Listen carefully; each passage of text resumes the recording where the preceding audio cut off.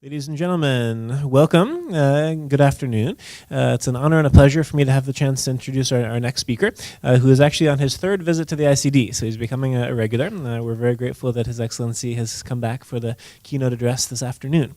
I'd like to say a few words of background about His Excellency, who is by no means a newcomer to Germany, and has actually spent a good amount of time getting to know the country both in Bonn as well as Berlin. His Excellency Ambassador Aureliu Ciocoi, I'm sorry about that, Ciocoi, initially began his professional life as a journalist and worked for a number of years as a journalist, roughly 1988 until 1992 in Moldavia, for a number of different newspapers in Moldavia. He then began his diplomatic career in 1996 as the second secretary for the Department for European Organizations at the Foreign Ministry in Moldavia. He then continued to become the head of the referat, or the department, for cooperation with the European Parliament, European integration, at the Foreign Ministry in Moldavia. His first position, actually, outside of Moldavia as a diplomat was Germany, although at that time not in Berlin, at the capital in Bonn. He was actually, from 2001 until 2004, the first secretary of the Embassy of the Republic of Moldavia, as well as the head of the Außenstelle, or the consulate representation, in Bonn. He then, from 2004 until 2005, was the head of the Europe Department at the Department for International Law and Contracts at the Foreign Ministry in Moldavia. Then became the head from 2005 until 2007 for the Department for Cooperation in terms of Europe and human rights. Also the Department for International Cooperation at the Ministry for International Affairs and European Integration for the Republic of Moldavia. From 2007 until 2009, he was the Botschaftsrat, which I guess you would translate the Deputy Chief of Mission? The consular, or deputy chief of mission, for the Embassy of Moldavia in Germany. And then from 2009, 2010, Geschäftsträger, would that actually be deputy chief of mission, I guess? Geschäftsträger? Say it again? Chargé d'affaires. Okay, we have too many international words for the diplomats. The Chargé d'affaires of the Embassy of the Republic of Moldavia. Finally, since 2009, he has been serving as the ambassador of Moldavia to Germany. So really a man of a lot of experience, and I think what's interesting is the mixture also of journalism as well as diplomacy. So I think you're bringing two different angles to the table. The lecture topic that the ambassador has chosen today is the Eastern orientation, policies of the European Union and the European orientation of Eastern Europe. Ladies and gentlemen, please join me in a very, very warm welcome for His Excellency, Ambassador Aureliu Ciocoi. Thank you.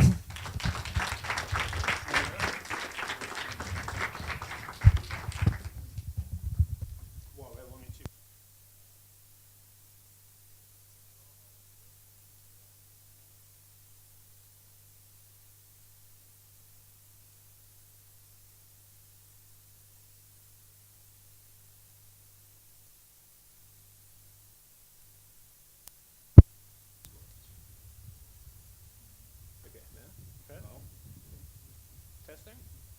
1, 2, 3.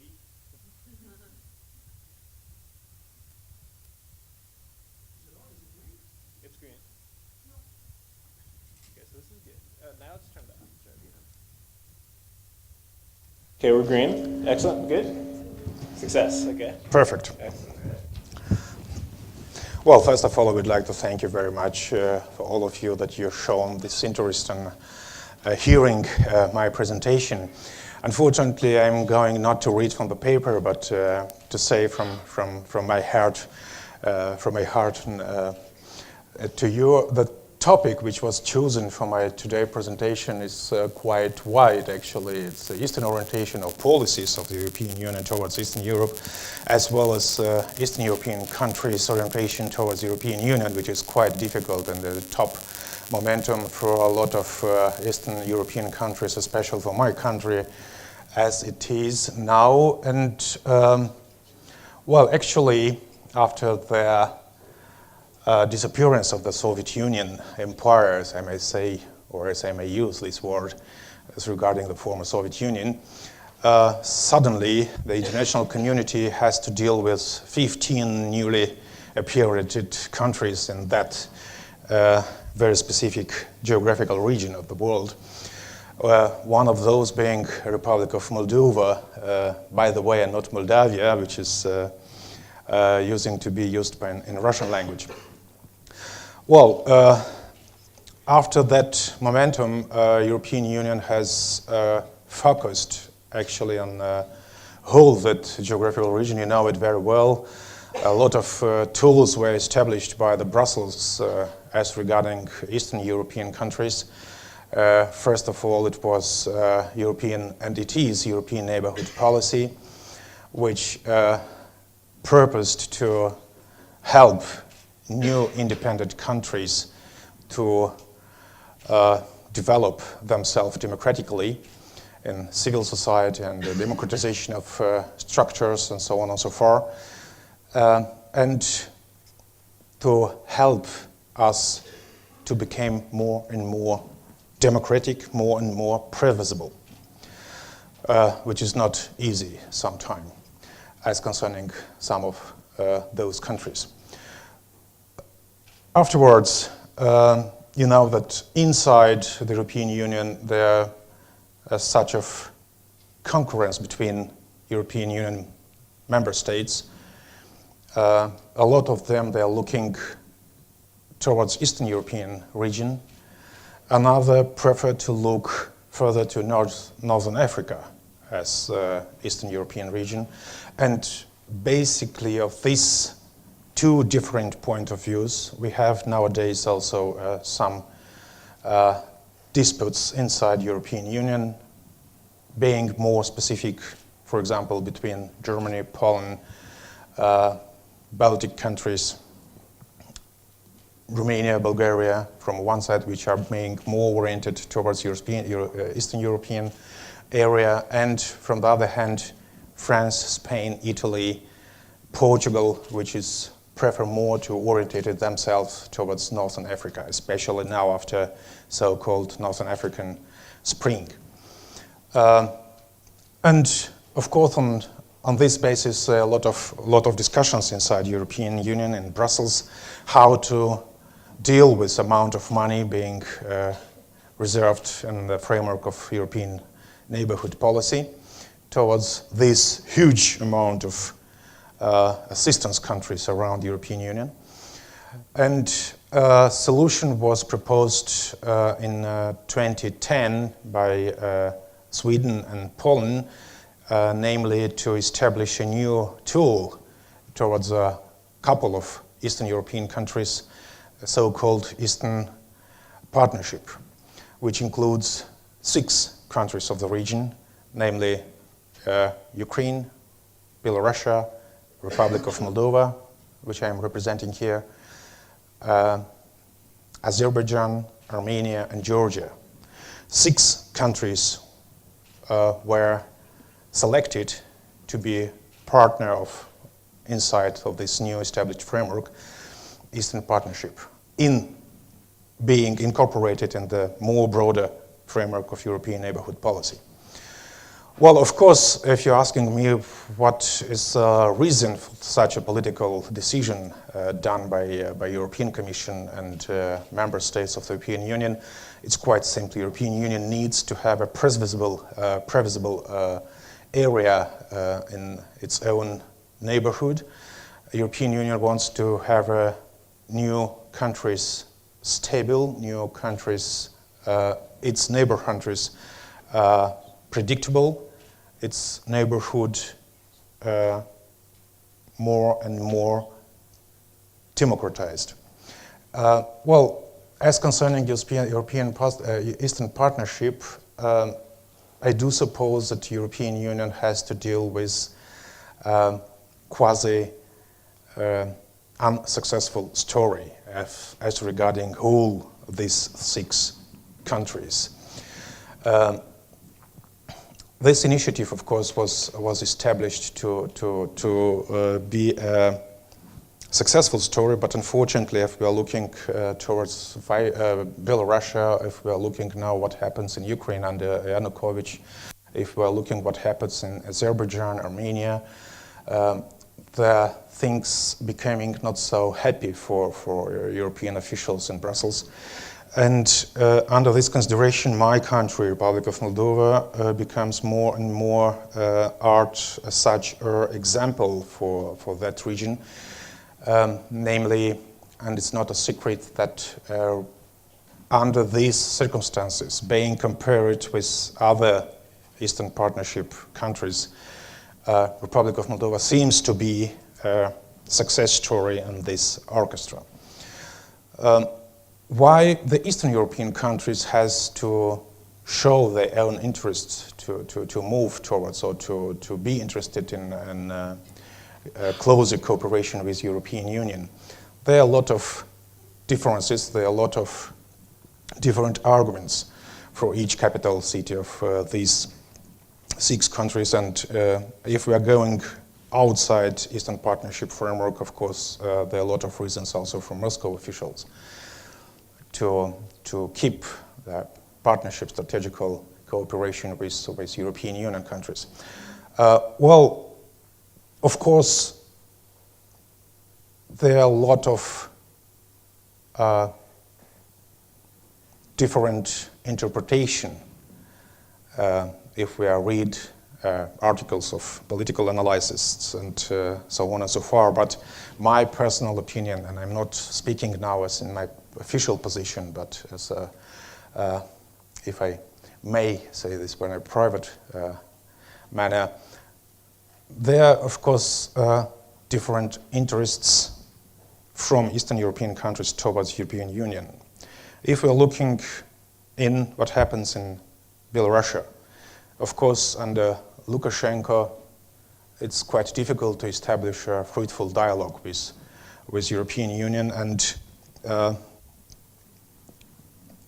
it could be difficult for next couple of years till Lukashenko will preserve his power in Belarus. From the other hand, European Union tries to approach Belarus to its own sphere of influence, which seems not to be very successful at the time being. From the other hand, the participation of Belarus in this so-called custom union with Russian Federation and Kazakhstan gives also a smaller room of activity for Lukashenko himself in his dialogue with European officials. If we're looking at Ukraine under Yanukovych, the things are going worse and worse. Being a champion in approaching to European Union for a couple of years under Yushchenko and Tymoshenko at that time as Prime Minister, now we have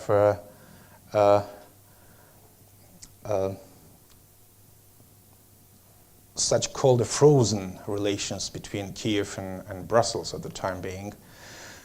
You know very well that the association agreement between European Union and Ukraine was put on the ice, and Brussels is still expecting some positive development in Ukraine as concerning democratization of the society and democratical functioning of its own institutions, as an argument to be considered in continuing the dialogue in signing and ratification of the association agreement with Ukraine. If you're looking in Armenia, well, they're still thinking about what they have to do in dealing with European Union. Should they go forward with their dialogue with European Union, or should they remain a permanent partner of Russian Federation in Caucasus region? Azerbaijan has its own interests, and it's no secret they feel themselves very comfortable being having a huge amount of energy resources in its territory, and feeling themselves very proud on it. And frankly speaking, some of Azerbaijani colleagues, some Azerbaijani diplomats, they are talking very frankly that they are not interested at all to go closer to the European Union, at least at the time being. Nobody knows what happens in the near future for mid and long-term perspectives. And remains Republic of Moldova, which after the so-called Twitter revolution from April 2009, and immediately after that changing the power representation of our government from the Communist Party, which was on the power for 8 years. At that time comes a new democratic coalition to the government, and the final radical decision was to switch our foreign policy quite radically only towards European Union approach. And since that period, we succeed to implement a lot of reforms in our country in trying to catch as much as possible European standards in our day-to-day life in the Republic of Moldova. And that is why my country is being considered at the time being as I mentioned, a success story in the framework of Eastern Partnership. You know, some of my good friends here in Germany, in Berlin, a deputy director of the Eastern Committee, German Eastern Committee for Economical Cooperation with Eastern countries, told me that Moldova is a very interesting story, saying that, you know, you are so lucky being in a so bad class, because in comparison with other colleagues from the Eastern Partnership framework, Moldova, of course, has to be recognized as a success story. And as a proof that Brussels is really dealing seriously with the Republic of Moldova, I can give you an example of the speech given by Mr. Füle, Stefan Füle, the Enlargement Commission of the European Union, which for 2 weeks here in Berlin officially says in his speech that the Republic of Moldova deserves to get the clear European perspectives from European Union, and the Republic of Moldova deserves to be considered one of the next candidate country to join the European Union, which is quite unusual to hear such words from high-ranking EU officials, taking in consideration the huge amount of problems which has to deal nowadays European Union itself, its euro crisis and so on and so forth. But nevertheless, European Union remains very attractive for Eastern European countries. Even Belarus and even Azerbaijanis will be happy to make deeper their own cooperation with European Union. And of course, we have not to forget also the specific position of Russian Federation and all these geostrategical or strategical games in the region. You know very well, from the other hand, that Russian Federation tries to preserve its own influence in the so-called near abroad. Who speaks Russian knows very well this terminus used by newly entering in its third mandate President of Russian Federation, Ближнее зарубежье. It's expressed very clear the interest of Russian Federation to preserve and to continue to control everything what happens in the near abroad. Moldova being a part of it, Ukraine also, of course, Belarus, Azerbaijan, and in fact all these 6 countries from Eastern Partnership framework from the European Union. And I'm not going here to make an interpretation, it's good or not good, but each country has to promote and to fight for its own interests, and Russian Federation, of course, has a right to do it on its own. But the final decision should be given by the people who are living in those countries and preferably not to be influenced from some external powers. Well, I'm going to argue to the priority of Eastern orientation of the European Union foreign policy, and quite clear because my own interest as a representative of my country is to fight for this orientation, but at the same time I have to recognize the legitimacy of Northern African orientation of the EU countries, and of course globally seeking, strategically seeking for European Union, it's very important to ensure the stability and prosperity all around its neighborhood, being it Northern African countries or Eastern European countries. But in each specific case, I do believe that European high-ranking officials should deal in the case-by-case tactics in their own dialogue with each country separately. For example, for a couple of years, Republic of Moldova was taken in the same boat with Ukraine as in our dialogue with Europeans. It's concerning the European approach of our both countries towards European Union. And we feel at that time, we Moldovans at that time, that we are something like of hostages of the Ukrainian home policy. And we depended at that time quite clear from what happens in Ukraine and inside Ukraine, and of course in foreign policy activity of Ukraine towards European Union. Nowadays, we have to remark that the Republic of Moldova finally is being treated separately from Ukraine in our dialogue with European Union, and we are clearly happy that it happens, and we are not anymore being treated as a tandem to one or another country. And this is exactly this procedure which I have mentioned, to deal with a case-by-case tactic in dialogue with Eastern European countries, and I do believe it should be also used in dialogue of European Union with Northern African countries. Well, it's quite clear that Republic of Moldova will remain in the middle and long-term perspectives on its pro-European foreign policy orientation. It's quite clear that we will try to preserve a good relations, so far strategic relations with Russian Federation. I cannot understand those politicians which are disconsidering Russian Federation as a fair partner at all in its or their foreign relations affairs. And the case of Georgia, it's a very good example what happens on 8 August 2008.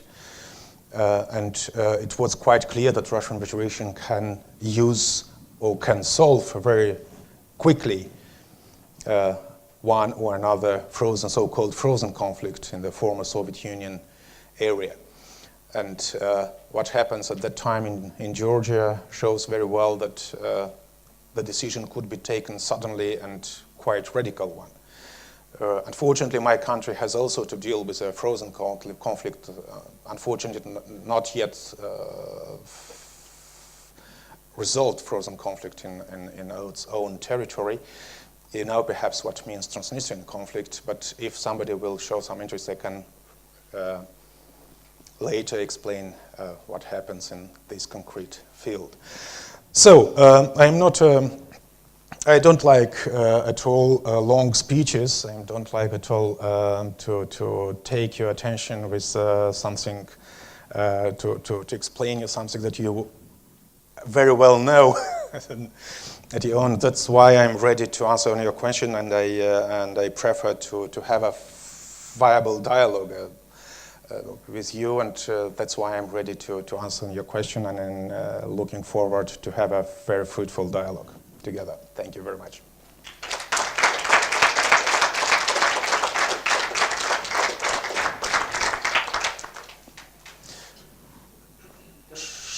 Should I stay here or? Okay.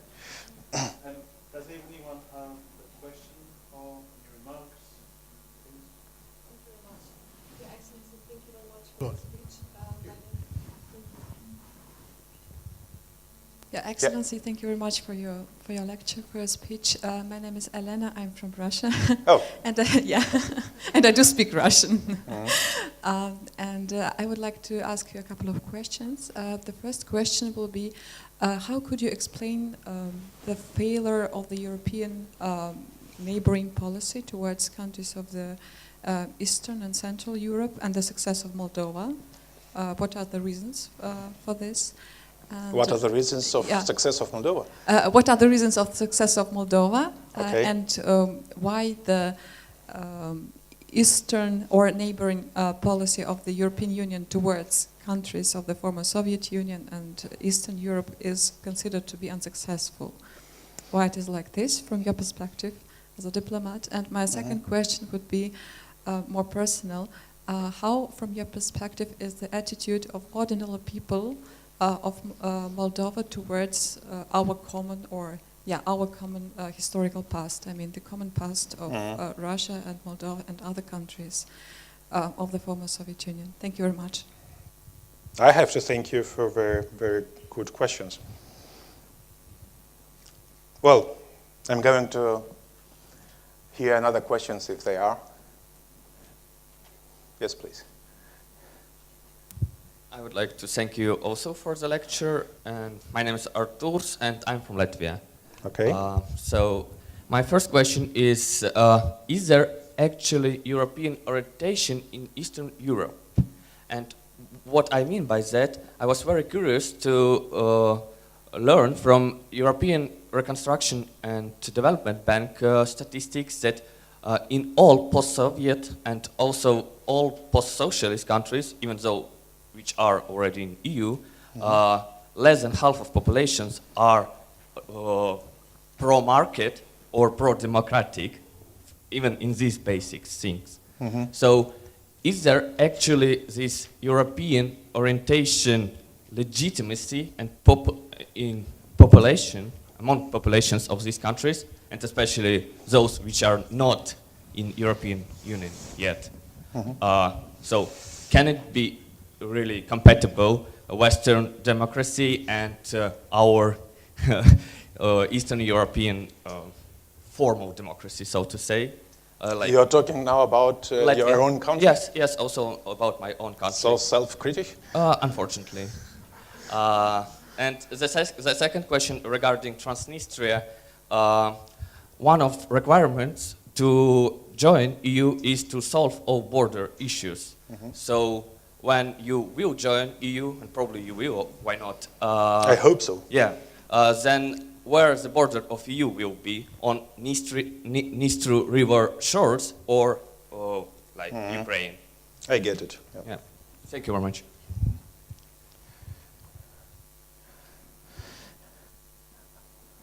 Other questions? If I may. Thank you for your speech. My name is Andrea. I'm from Romania. I would like to ask you... Mulțumesc. I would like to ask you if, considering the position of certain Moldovan citizens which can obtain Romanian citizenship, do you think this makes them closer to Europe, to feeling European, than the other Moldovan citizens which cannot obtain Romanian citizenship? And do you think this will divide in the future the Moldovan population? Thank you. Okay.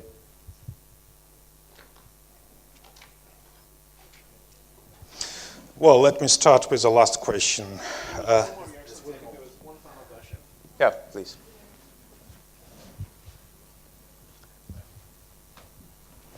My name is Sean, and I'm from the United States, and I'm just wondering what the Moldovan government, how it receives and how it responds to rhetoric from the Russian Federation about Eurasia, or the Eurasian continent.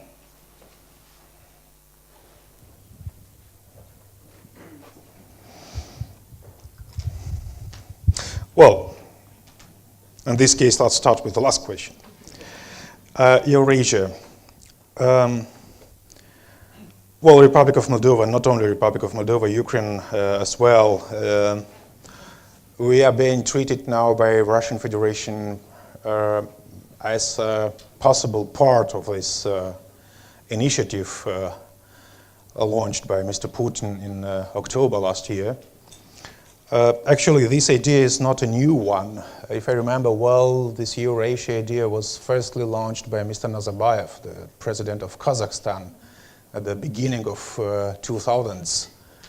And at that time, he means really to establish such a union in the former Soviet Union area.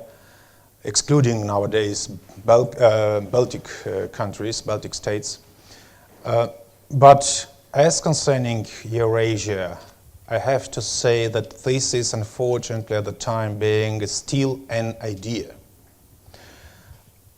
In Moscow, Mr. Putin has established something like a secretariat of this Eurasia arrangement, but I haven't seen any specific movements regarding something concrete steps towards establishing institutionalization, so-called, of this initiative.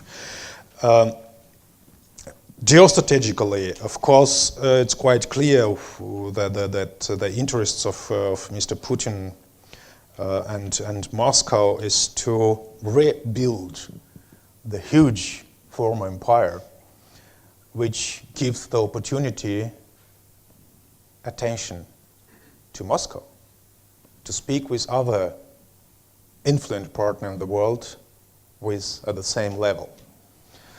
And that is a huge problem of this initiative, because the establishment of such an initiative without quite clear specification what it means, and how it will be work,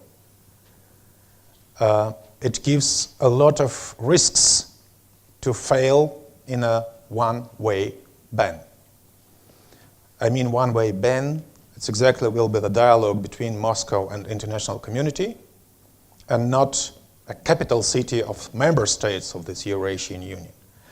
That's why even now Mr. Nazarbayev personally is quite skeptic as concerning this political initiative of Mr. Putin.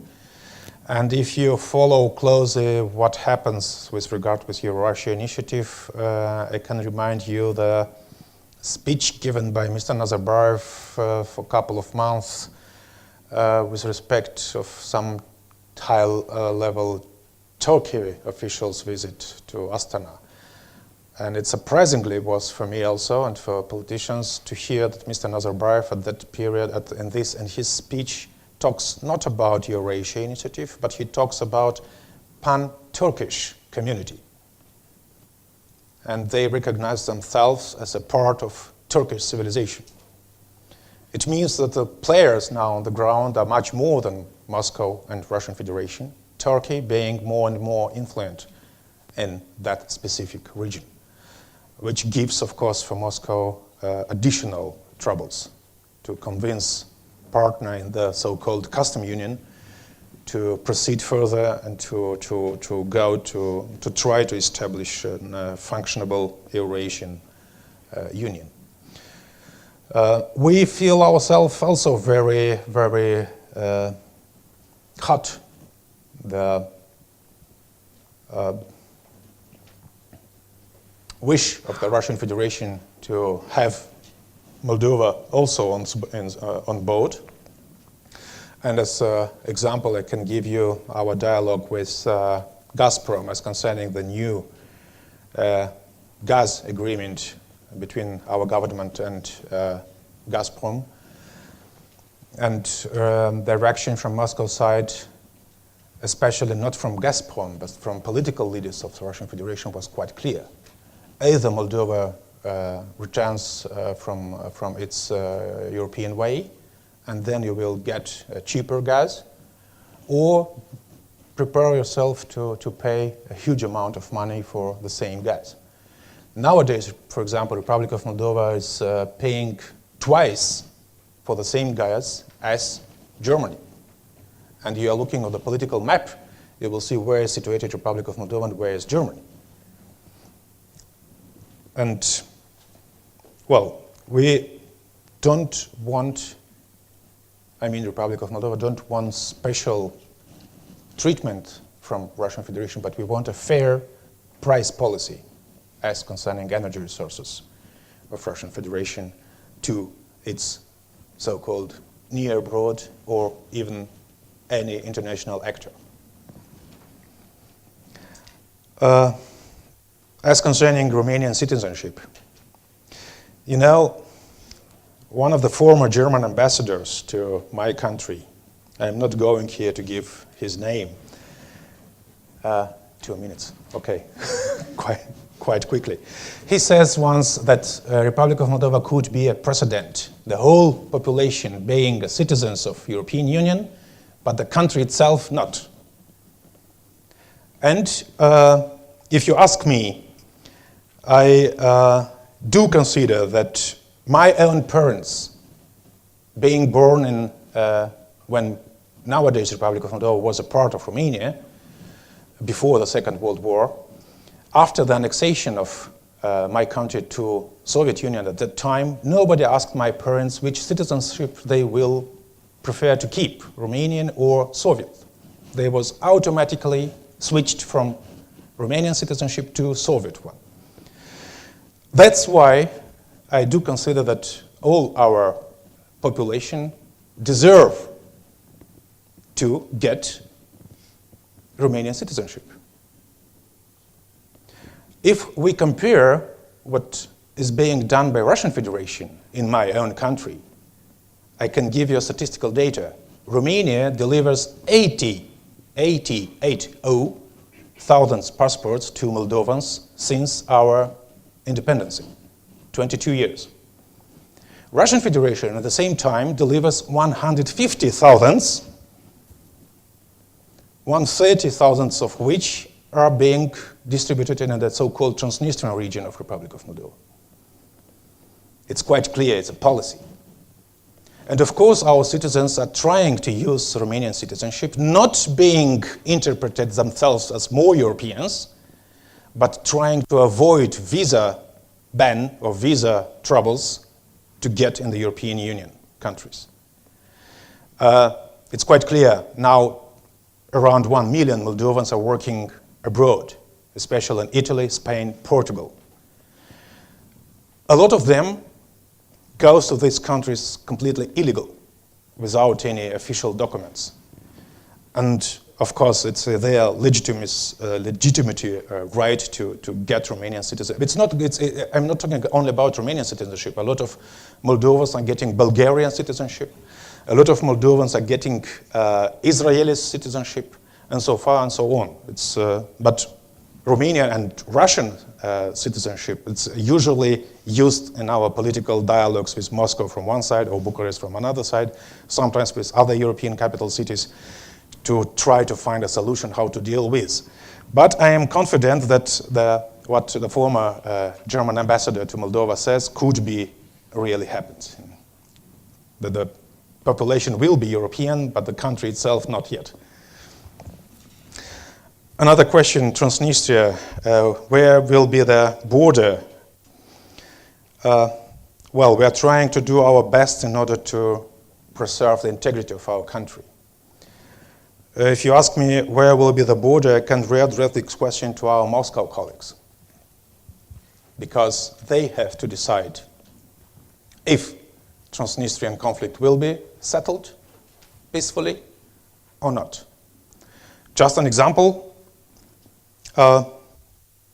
we are negotiating now the deep and comprehensive free trade agreement with the European Union, which seems to be in parallel with association agreement with the European Union, which seems to be signed at the next summer. If Republic of Moldova succeeds to have a free trade area with the European Union, it means that in our part of the Republic, we will have one kind of prices, and Transnistria, when she will not join the same free trade area with the European Union together with the rest of the country, they will have completely different price. Not cheaper, but much more expensive. And then I will have to ask our Transnistrian colleagues, well, what now? We have invited our Transnistrian colleagues to join our negotiator team and to be in the game, a part of the game with the European Union. They refused. It's their own choice. Unfortunately, they have not to deliver choices by themselves. Usually, they are delivering what Moscow is going to say to them. And it's their tragedy, actually, because they are depending 100% financially, politically from Russian Federation. That's why the key of the final solution to that conflict is in Moscow and not in other European countries, and even not in my own country, in my own capital city. That's why, of course, we will, in an ideal situation, we will try to join the European Union together with Transnistria region of Republic of Moldova to be a consolidated, reunified country. But if politically somebody will ask us on the momentum of joining the European Union, do we want to join now without Transnistria? Or you will remain outside the European Union? I can assure you that the decision in my capital city will be taken immediately. If I answer on your question.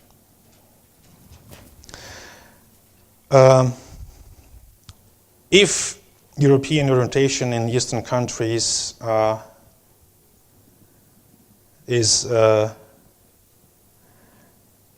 to be there or not.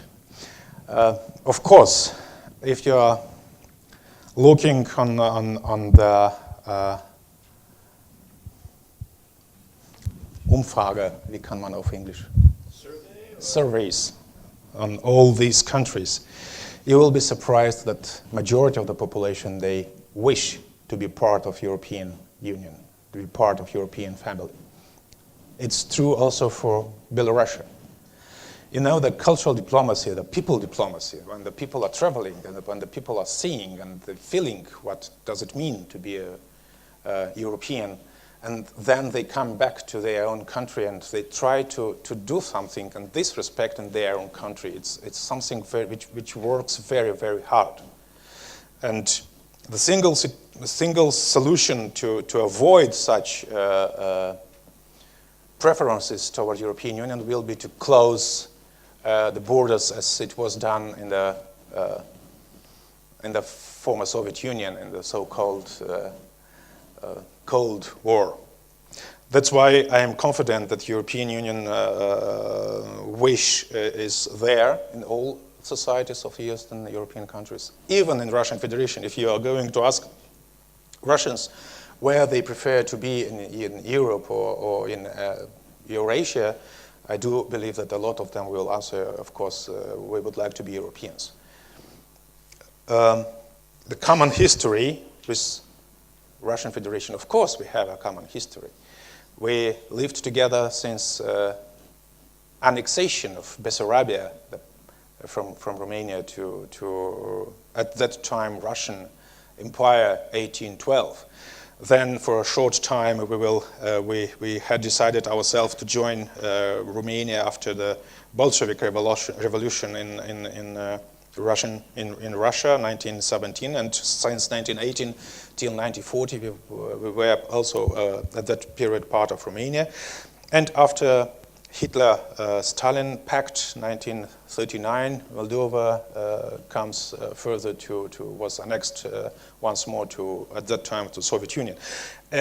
Quite clear we have a common history with Russian Federation. Quite clear I have to recognize that Soviet Union was not only worthy things. I myself used the Soviet Union educational system. I have to recognize that in former Soviet Union was so I'm going to finish. In Soviet Union was a very good, very brilliant medical assistance system, and so on and so forth. But at the same time, a lot of worse things was. That's why we have to deal with our common history. That's why we have to preserve our partnership. That's why I'm permanent talking that we have to recognize Russian Federation, one of the strategic partners, in my case of my own country, Republic of Moldova.